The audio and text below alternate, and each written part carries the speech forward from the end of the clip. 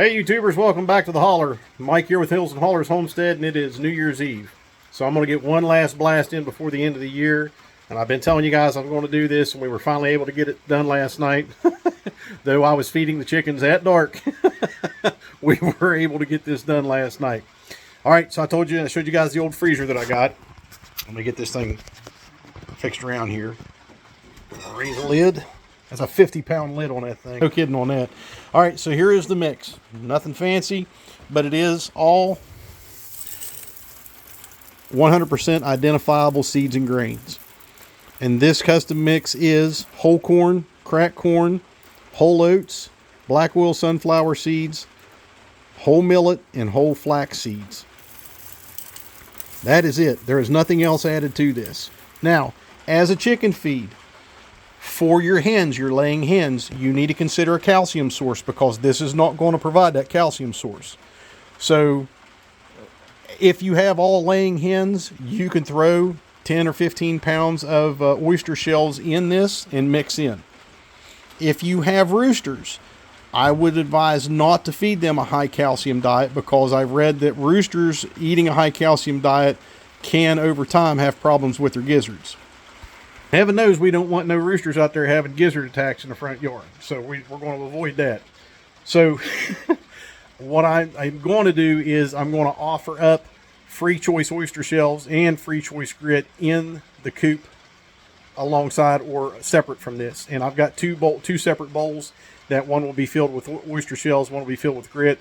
That the hens can choose the oyster shells as they see fit, and the roosters don't have to eat it if they don't want to, and that way they're not getting a high calcium diet.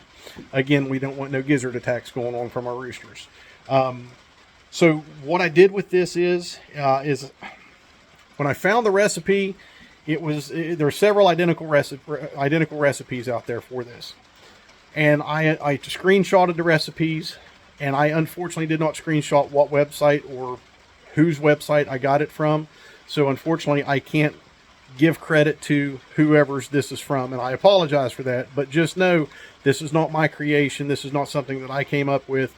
This is from the hard work of other people who've come before me and through trial and error have developed a better food. Okay, so there's that. That's my disclaimer that this is not mine. Okay, this is mine, and this big old behemoth is mine, but the recipe itself is not mine. All right, now over here I have my millet, and this is whole bird millet, not seed millet. And then this is whole flax seed. So they're going to give you a difference between seed millet and bird millet. You want bird millet. And then you want whole flax seed, not flax meal. All right, now 50 pounds of flax seed, whole flax seed cost me $56. 50 pounds of bird millet cost me $38. I'm only using 10 pounds of millet and 10 pounds of flaxseed with each recipe. So in total, there's 260 pounds in this freezer right now. 10 pounds of that is millet, 10 pounds of that is flaxseed. The other 240 pounds is the black oil sunflower seeds, whole corn, cracked corn, and whole oats. So even though you have a higher cost on these two products, you're going to get 5 mixes out of that. So don't let this deter you in the beginning. All right, and this is just a little, I think this was a kid's garden set. It's all metal, so it works good for this little freezer, and it fits right in there.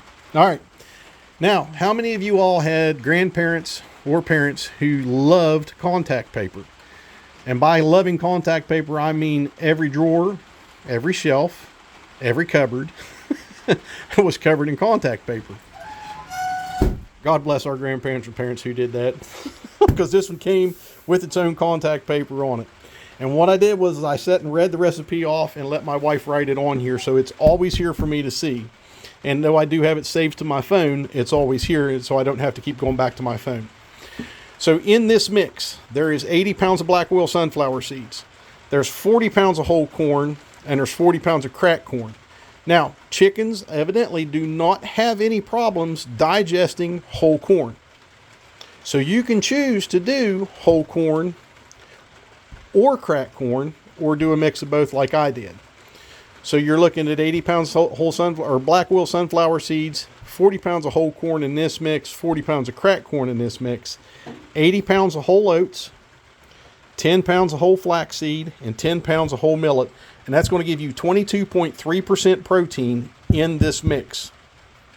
The breakdown to this, now this is going to be a little different than mine because everything on here, other than the black wool sunflower seeds, that's what BOSS is, BOSS, black wool sunflower seeds. It comes in 40-pound bags where we got them, but our corn comes in 50-pound bags and our whole oats come in 50-pound bags. And I wasn't going to separate out 10 pounds from each of those. I just went ahead and added to 50 pounds. So we're probably looking at where this all totals out to about 22.3%. We're probably 23% plus or minus.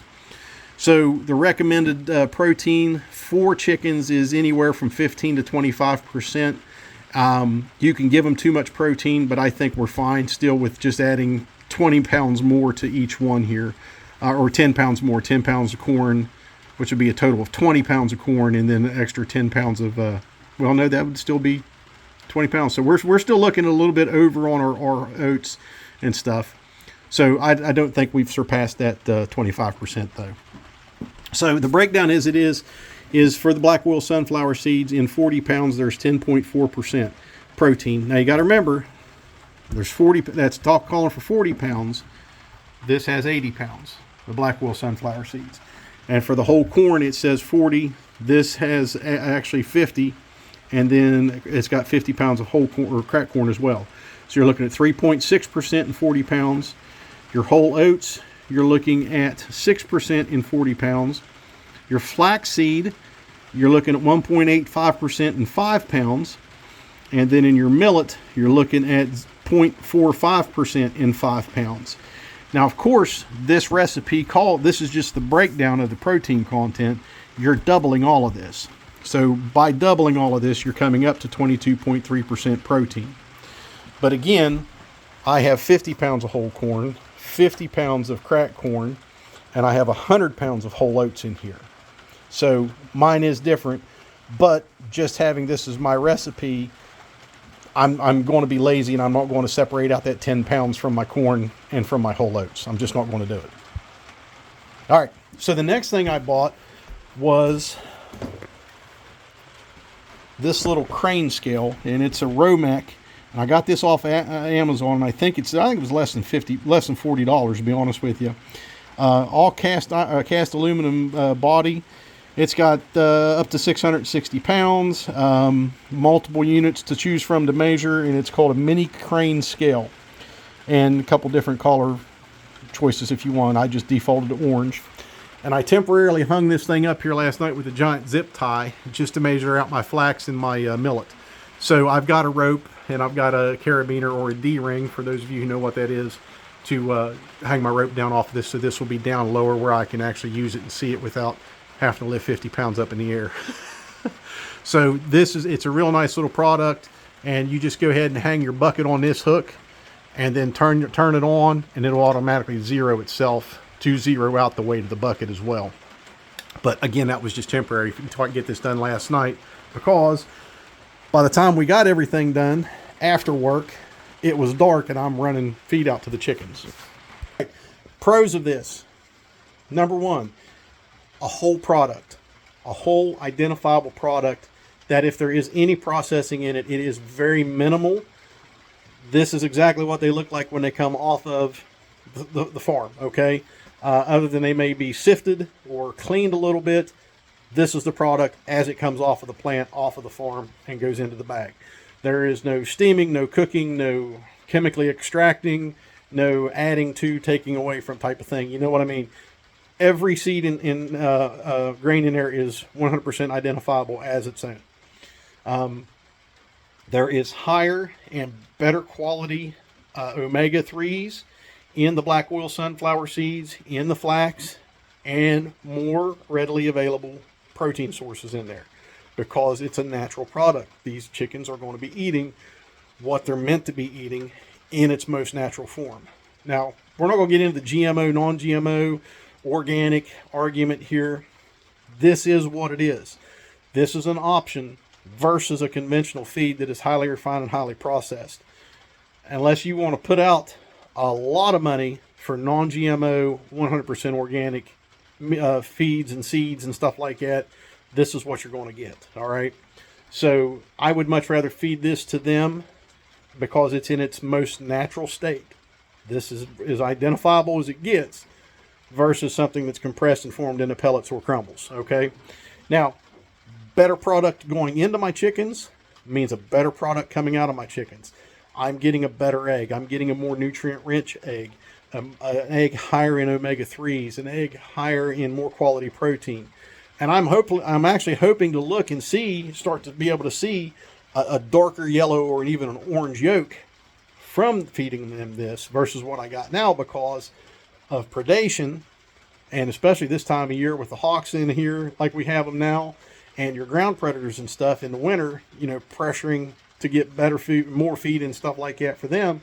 I'm hoping to get a better product out of this, because right now they're getting fed exclusively, other than what they're scratching up out of their run, and a conventional diet, conventional feed. So until, spring comes around and I can get them set up on the grass and stuff where they can eat and forage and stuff like that, like they should be doing, I can feed them a better quality feed in the meantime to get them, healthier and get a better product. Also, I can feed them the roosters and stuff that I'm going to select out as my meat chickens. Once I put them in chicken tractors out on pasture, I can continue to feed them this same feed. I don't have to worry about the high calcium levels in it because the calcium is going to be with the hens as free choice. I can throw some grit in this and not have to worry about adding free choice grit out there, but I'd much rather just give them free choice grit and let them get what they need, what they feel that they need, rather than what I think that they need. So that's it. I'm not going to drag this out. Otherwise, and again, I did a snapshot of this recipe. I unfortunately can't remember what website I got this from.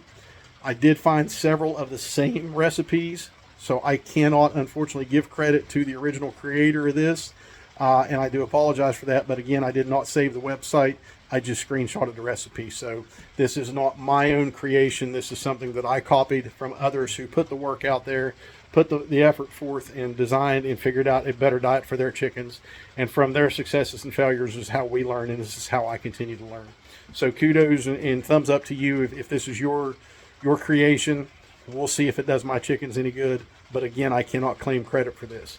All I'm going to tell you is that I would much prefer to feed my chickens this than I would formed, pressed, chemically extracted, steamed, cooked, and altered pellets. Ta-da. Now, you can get black soldier fly larvae, you can get mealworms, you can get all that, and you can add to this. Just understand that if you're going to do that, you're going to really increase your protein content in this. And I would say, ultimately, I wouldn't do that. Number one, they're highly expensive. The black fly larvae, and the mealworms. Man, if I'd have known that 20 years ago, I'd have started my own farm. That's what I'd have been selling. But, that aside, I just decided not to do that. I'll let them forage and scratch and root for what they want to out here. This time of year, of course, it is a little tougher, but still they're getting good quality nutrition from this as it is in its whole natural form. But we'll leave it at that. It's New Year's Eve. Happy New Year to you guys. Thank you for subscribing to the channel. Thank you for your feedback. Please share our channel. Share it with others who are like-minded. Leave us a comment. We love to interact. Tell me what you think. We're just going to try to hopefully grow the channel throughout the year. Again, I'm still learning. I'm still working forward to trying to get, us as self-sustainable as we possibly can and as self-reliant. There's a lot of projects, excuse me, that I'm going to be working on. We're going to be working on in this next year, if the weather ever straightens up, because it is definitely mud season. And we're going to hopefully get to share that with you, and you guys will learn from our mistakes and our successes like we're learning from those who are putting out the effort ahead of us and that we're learning from. So with that, here's to a better new year. Here's to controlling what we can control right here on our own dirt. Get prepared, stay prepared. Take care, and God bless.